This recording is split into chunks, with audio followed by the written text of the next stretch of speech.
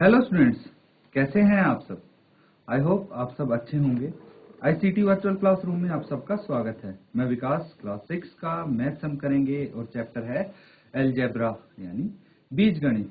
तो चलिए स्टूडेंट्स, कुछ क्वेश्चंस और करते हैं जो प्रीवियसली हमने कॉन्सेप्ट किए थे। तो स्टूडेंट्स, यहाँ पे बेसिकली हम वेरिएबल का यूज कर रहे हैं, तो अच्छे से आपको ये चीज समझ में आ जानी चाहिए कि वेरिएबल होता क्या है। यहाँ पे देखेंगे, क्वेश्चन है the diameter of a circle is a line. तो सबसे पहले तो आपको ये पता होगा कि सर्कल क्या होता है। सर्कल यानी वृत्त। सर्कल क्या होता है? सर्कल को हम वृत्त कहते हैं। ठीक है, तो ये जो आपको फिगर दिख रही है ये सर्कल है, और इसमें जो आपको ये लाइन ए भी दिख रही है ये इसका डायामीटर है एंड सीपी इज रेडियस। तो यहाँ पे क्या बोला गया है?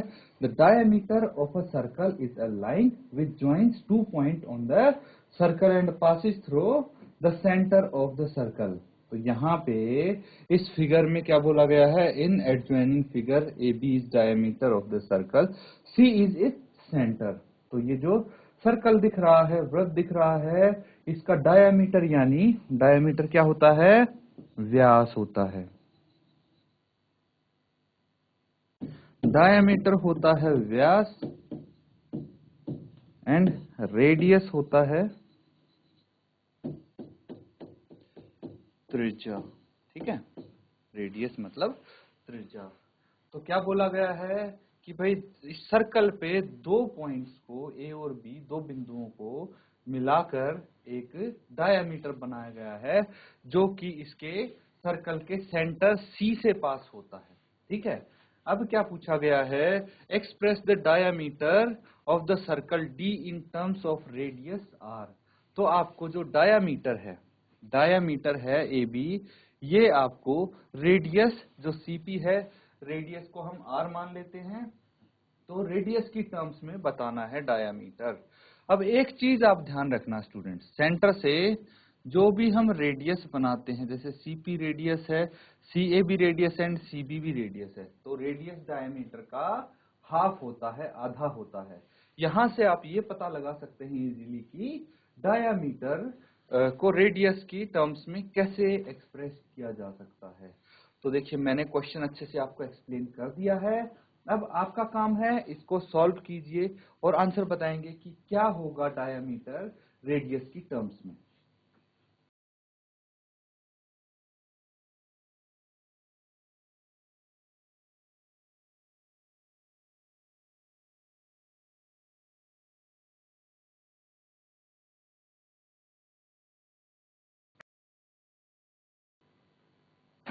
स्टूडेंट्स, आपने ये क्वेश्चन तो सॉल्व कर ही लिया होगा, आंसर बता दीजिए जल्दी से।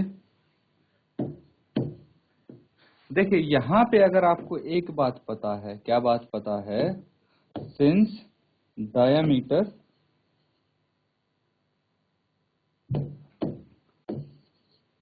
Of a circle is double the radius of circle. भाई, सर्कल का डायमीटर रेडियस का डबल होता है। अगर ये चीज पता है आपको, तो यहां से एक चीज निकल के आती है कि जो रेडियस होगा, क्या बताना है आपको? डायमीटर बताना है ना। तो डायमीटर क्या हो जाएगा? रेडियस का डबल। रेडियस किस टर्म में है? आर की टर्म्स में है ना। तो 2r हो जाएगा, क्योंकि डायमीटर तो रेडियस का डबल होता है, तो डायमीटर के बराबर अगर हमें रेडियस को लिखना है तो उसको डबल करके लिखना पड़ेगा। That is why diameter is equal to twice the radius. बस यही स्टेटमेंट मैंने लिख दिया। उसके बाद इस स्टेटमेंट में जो बोला गया है वो मैंने यहाँ पे लिख दिया है। ठीक है स्टूडेंट्स, तो ये आपका क्वेश्चन का आंसर है, नोट डाउन कर लीजिए इसको।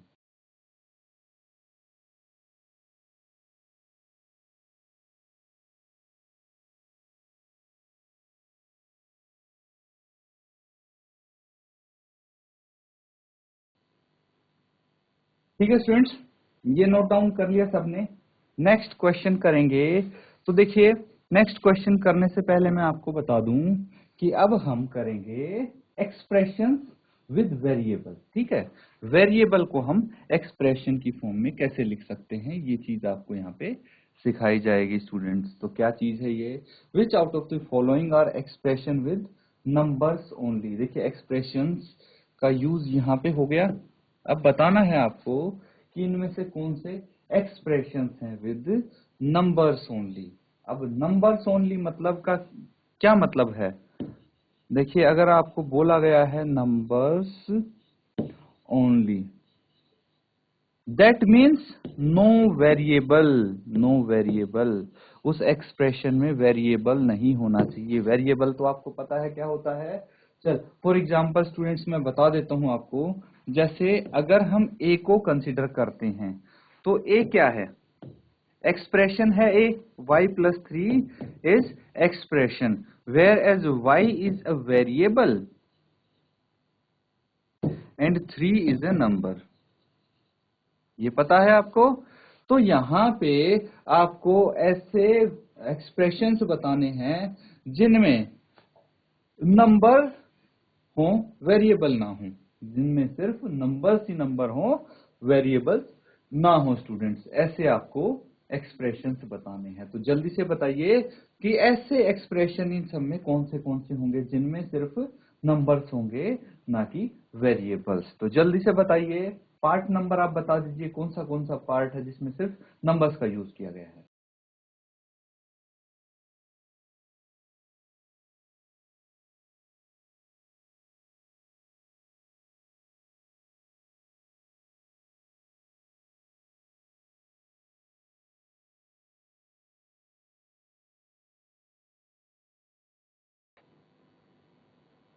ठीक है स्टूडेंट्स, देखिए यहां पे मैं आपको बता देता हूं कि कौन से एक्सप्रेशंस सिर्फ नंबर्स यूज कर रहे हैं। एक्सप्रेशंस यानी स्टूडेंट्स व्यंजक, इसको हम बोलते हैं, क्या बोलते हैं, व्यंजक हम बोलते हैं। ठीक है, मैं लिख भी देता हूं,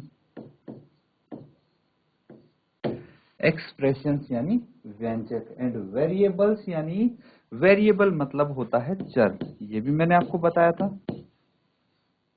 तो कौन से व्यंजक हैं जिसमें वेरिएबल्स का यूज नहीं हुआ है, सिर्फ नंबर्स का यूज हुआ है। अब देखिए आपको वेरिएबल पता होना चाहिए, y एक वेरिएबल है, तो इसमें वेरिएबल का यूज हो चुका है, हमें सिर्फ नंबर्स वाले चाहिए विद नंबर्स ओनली, जिसमें सिर्फ संख्याएं हों। तो यहाँ पे ये सब संख्याएं हैं, लेकिन ये क्या है, वेरिएबल है, तो ये भी नहीं होगा। कौन सा होगा स्टूडेंट्स बताइए। अब देखिए अगर पार्ट सी की बात करें तो यहाँ पे सारे के सारे नंबर्स हैं, 5, 21, 7, 7, 2, ये सब नंबर्स हैं, यहाँ पे वेरिएबल्स नहीं हैं, इसीलिए सी क्या है, ऐसा व्यंजक है जिसमें हम नंबर्स यूज कर रहे हैं सिर्फ। डी देखिए, डी भी ऐसा व्यंजक है जिसमें सिर्फ नंबर्स का यूज हो रहा है, नंबर्स का इस्तेमाल हो रहा है, लेकिन ई में हमें एक्स वेरिएबल का यूज किया है, एफ में वेरिएबल एन का यूज हुआ है, और जी में वेरिएबल पी का यूज हुआ है। इसीलिए आंसर में सिर्फ क्या आएगा, C and D are expressions with numbers only. ठीक है, नोट डाउन कर लीजिए इसको, यही इसका आंसर होगा।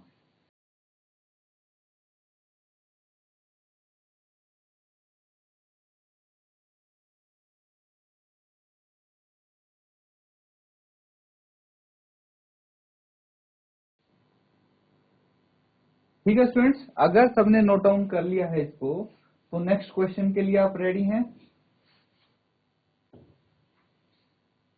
बच्चों। किसी भी पॉइंट पे कोई चीज अगर समझ में नहीं आती है, हैंड रेज करके पूछ सकते हैं आप अपना डाउट, और आपको आंसर भी देना होता है। ठीक है, जो यहाँ पे मैं पूछता हूँ सवाल, करते हैं हम सॉल्व, साथ साथ आप सॉल्व करेंगे और आंसर देंगे तो आपके लिए बेहतर होगा।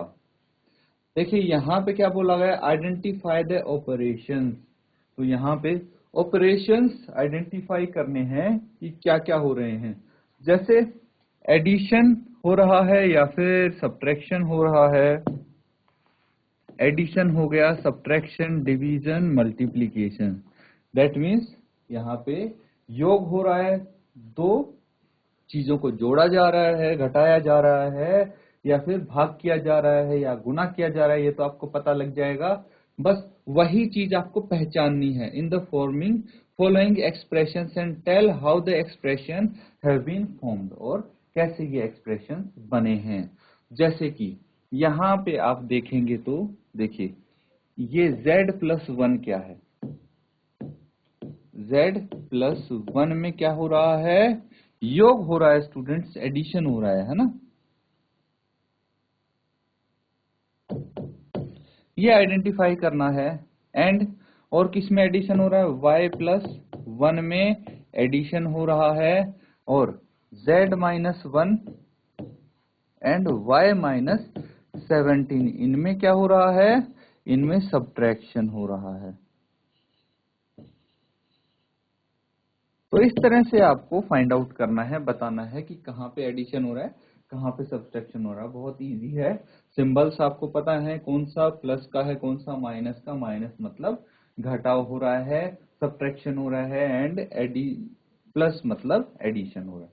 तो देखिए, नोट डाउन कीजिए और बाकी के पार्ट्स भी आप बताइए, आइडेंटिफाई कीजिए।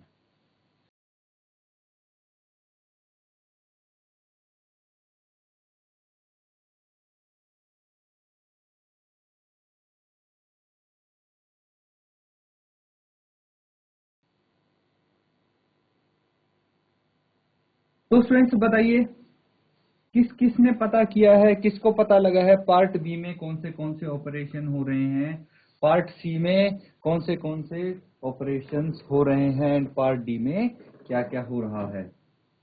तो किसी भी बच्चे को अगर पता है तो आप हैंड रेज कीजिए। जिसने भी आंसर निकाल लिया है, GHS सहदेवपुर, GIC पवाऊं, बेटा क्या आपने पता लगाया? क्या आपको पता है इसका आंसर? तो आप हैंड रेज कीजिए अपना, अगर किसी भी बच्चे को आंसर पता है इसका। तो कोई भी बच्चा अगर बता सकता है, जैसे मैंने पार्ट ए में लिख के बताया है कि कौन से ऑपरेशंस कहाँ कहाँ हो रहे हैं, ऐसे ही आपको बाकी पार्ट्स में बताना है। क्या आप बता सकते हैं स्टूडेंट्स? चलिए, अगर नहीं पता लगा कोई बात नहीं, यहाँ पे ध्यान दीजिए, आपको सब पता लग जाएगा।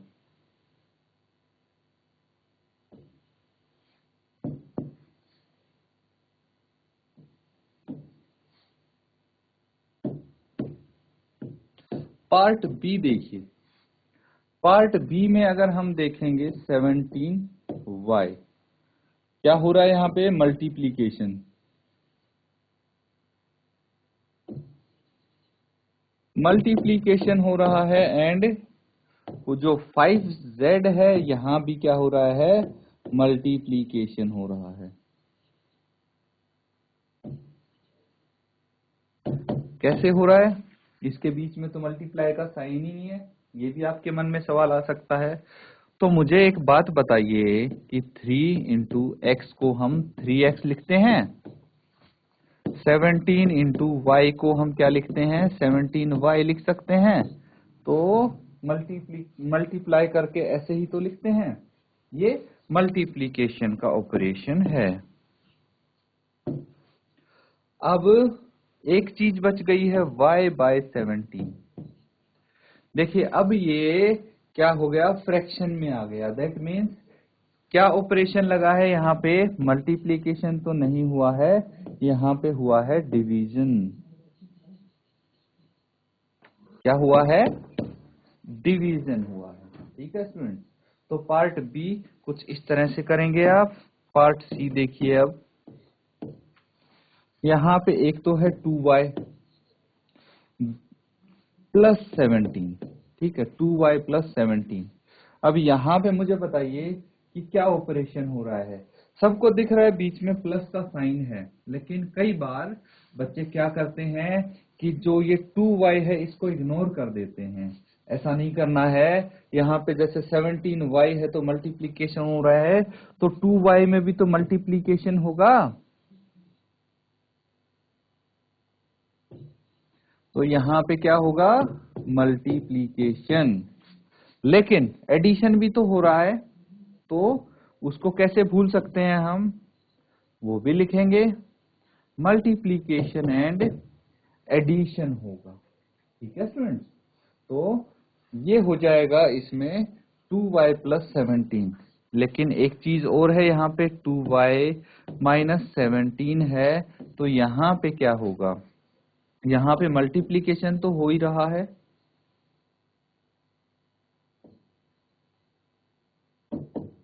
और क्या हो रहा है, एंड इस बार सब्ट्रैक्शन हो रहा है, क्योंकि माइनस का साइन है, प्लस का नहीं है। नोट डाउन कर लीजिए, देखिए पार्ट बी और सी इस तरह से करेंगे।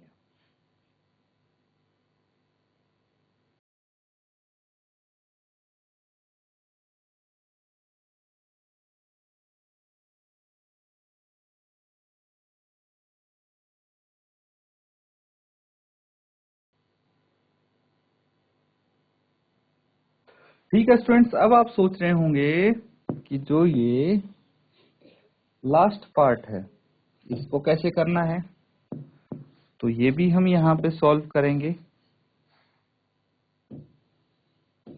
पार्ट डी, पार्ट डी में सबसे पहले है 7m। तो यहाँ पे क्या हो रहा है आपको पता है, 7 इंटू m मतलब मल्टीप्लीकेशन हो रहा है। क्या हो रहा है, मल्टीप्लीकेशन।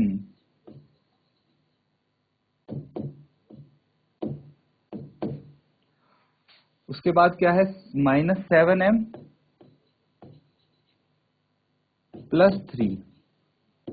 यहाँ पे क्या हो रहा है, -7 इंटू m किया जा रहा है सबसे पहले, तो दैट मीन्स मल्टीप्लीकेशन हो रहा है।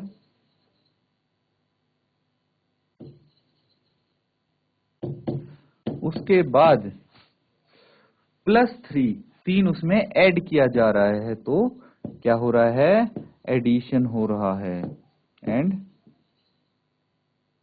एडिशन है ना, सिंपल। अब इसी तरह से -7m -3, तो यहां पे भी -7 इंटू m मल्टीप्लीकेशन हो रहा है,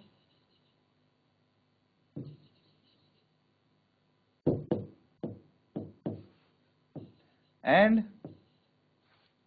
सब्ट्रैक्शन। ये आपका लास्ट पार्ट हो गया, इसको भी नोट डाउन कर लीजिए।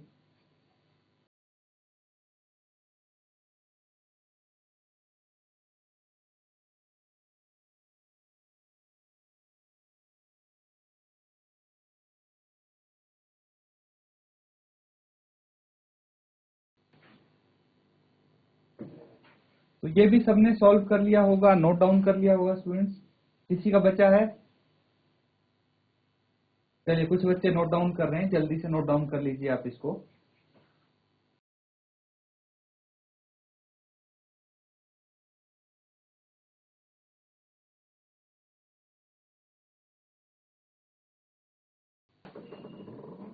ठीक है स्टूडेंट्स, अब सबने नोट डाउन कर लिया है।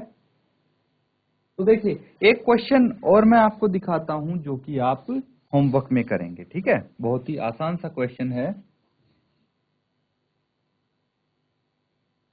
क्या है इसमें, give expressions for the following cases. व्यंजक बताने हैं स्टूडेंट्स, इसमें समझनी है चीजों को, और उसके बाद आपको व्यंजक इसके देने हैं। जैसे 7 एडेड टू p, तो p में 7 ऐड करेंगे, है ना। तो p में 7 ऐड करेंगे मतलब p है, इसमें ऐड करना मतलब जोड़ना, योग करना। साइन पता है एडिशन का कौन सा होता है, प्लस होता है, और कितना जोड़ना है, इसमें 7 जोड़ना है। तो p प्लस 7 आ गया इसका एक्सप्रेशन, किसका, 7 एडेड टू p। ठीक है, इसी तरह से स्टूडेंट्स 7 सब्ट्रैक्टेड फ्रॉम p, तो क्या हो जाएगा, माइनस का साइन आएगा। मल्टीप्लाइड मतलब मल्टीप्लिकेशन होगा, डिवाइड मतलब भाग का साइन आएगा। तो ये सारे आप इजीली कर सकते हैं। तो इस क्वेश्चन को नोट डाउन करिए और ये आप होमवर्क में करके लाएंगे स्टूडेंट्स। तो आज का काम यही है आपका कि जो भी हमने यहाँ पे क्वेश्चंस किए हैं उनको अच्छे से रिवाइज कीजिए और ये जो फाइनल लास्ट वाला क्वेश्चन नंबर 4 है इसको आप होमवर्क में करके लाइए। आपकी नोटबुक में मिल जाएगा ये क्वेश्चन। तो अपनी बुक में देखिएगा, अपनी किताब में इस क्वेश्चन को देख के और सॉल्व करके लाएंगे। कल आपसे आंसर पूछूंगा मैं इसका। इसी के साथ आज का सेशन यहाँ पे एंड करते हैं students. Thank you and have a nice day.